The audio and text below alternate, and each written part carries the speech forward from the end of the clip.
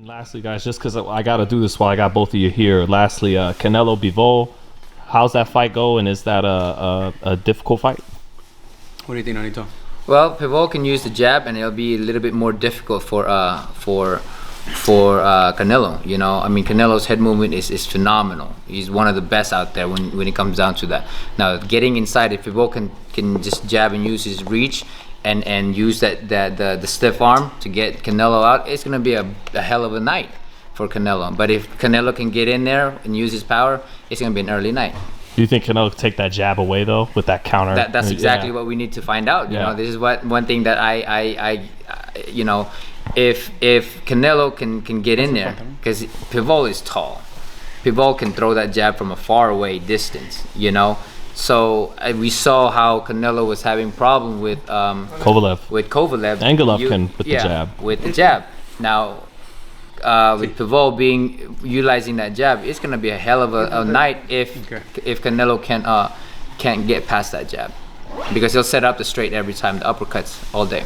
And he's from that same part of the world as Kovalev and Golovkin, that same jab that gave Canelo. And we know that the European style too, especially the Russian-ish, you know, that area from Kazakhstan to you know, Ukraine, they have this long range, and they love to throw that straight, love to throw the uppercut, but they love this jab. They're like this all the time. I mean, the amateur days, this is what they fought. Right. You know. Right. So when they do that, it's you know, I mean, I think it's gonna be an interesting fight for me. But if you love a Mexican inside of that range, oh yeah, you're in trouble, right, with that kind of style. Well, when you saw, you know, like Chavez getting inside, you know, if Canelo can do that, then that body set's gonna tear him apart.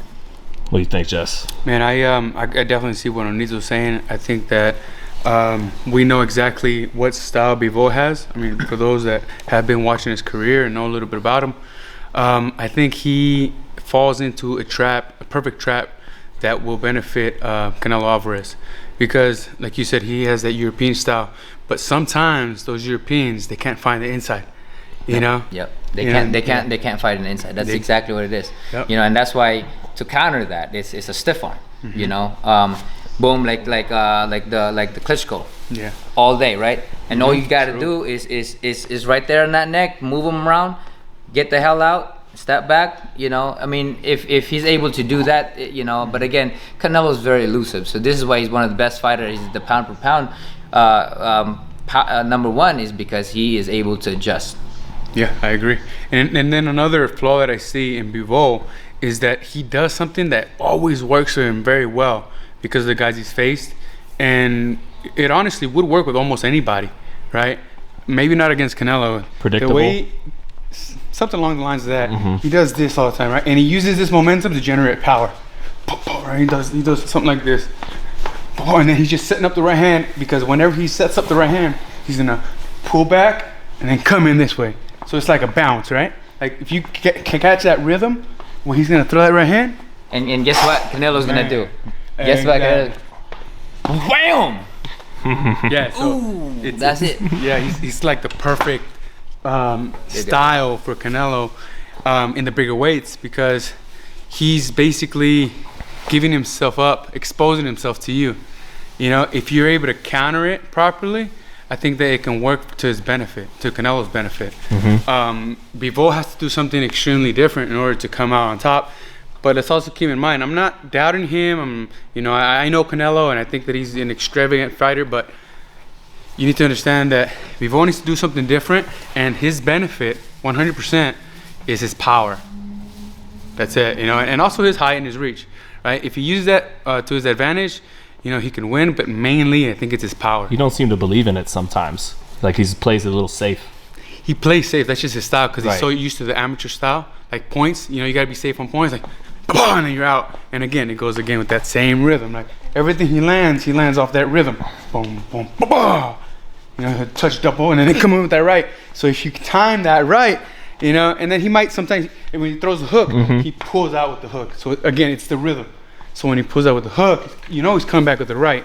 It's unique, but if you pay attention to all those little attributes, you know, you'll come to a conclusion that it's just a rhythm, right? And if he falls into that rhythm, kind of like Manny Pacquiao fell into that rhythm with Juan Manuel Marquez, you know, well, we saw destiny before, we can see it again. Man, that was an amazing breakdown. Thank you guys. Good luck in Madison Square Garden. Why do you need me? You got a good you my know, brother, man. You got a good strategy already. So you know how to look at fight really well. So you make your own strategy, man. You don't need me. It just shows everybody needs help, Nonito. It just shows how special this guy is. You know what I mean? I mean, from one fighter to another, you need to have that respect and that know-how. That you know what, this guy, he knows something that I don't. He calls me Yoda. I think it's fair, Nonito. You're going to the first ballot Hall of Famer, man. There you go. Yeah. Jesse's in good hands, man. He good mindset, good everything, man. So we're very, very excited. Good luck to you, Jess, and props on fighting in the Garden, man. Camp. Thanks. It's been a fun training camp, man, with these guys, with Ray and yourself. Even though they pushed me every day. Yeah. All right, but it was fun. Yeah. Because afterwards we would hang out, chill.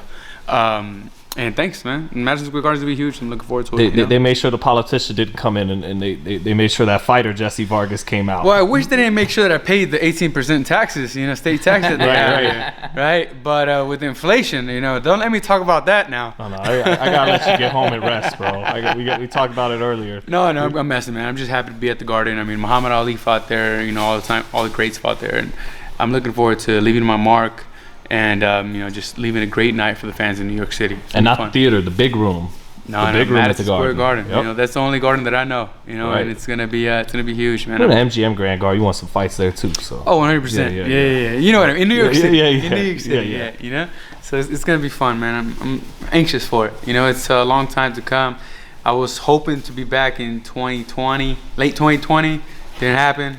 Early 2021 didn't happen. May 2021 almost happened. I was in camp for that. But that entire time, I was training, right? And I started training alongside Nonito in 2020. So we've been, having some fun together, being in the gym, learning. I've been learning from him, and it's been very fun just watching him spar. I mean, he was in preparation for his last fight. Ubali? Last two fights, actually. Yeah. And it's been a lot of fun, man. Just kind of watching him, also pushing him, because I'll push him from time to time, and he gets annoyed, and I'm just like, But again, while I'm pushing him, I'm also looking at his movements that he's doing.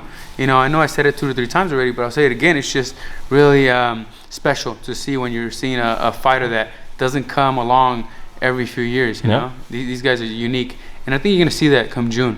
It's gonna be a good night for Nonito Donaire. Yeah? Watch me. I heard it. I got it. Yeah. He's got soul. Watch me. And he's super bad. Thank you, guys. I got soul.